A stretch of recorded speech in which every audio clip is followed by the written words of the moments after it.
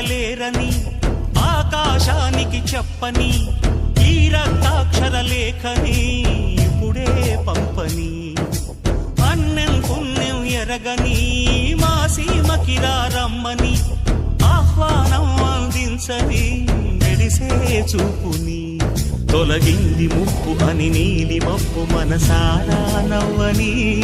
చిరుజల్లు ముంపు మన ముంగిలంత ముత్యాలే చల్లని ఆశా సుగంధమైనే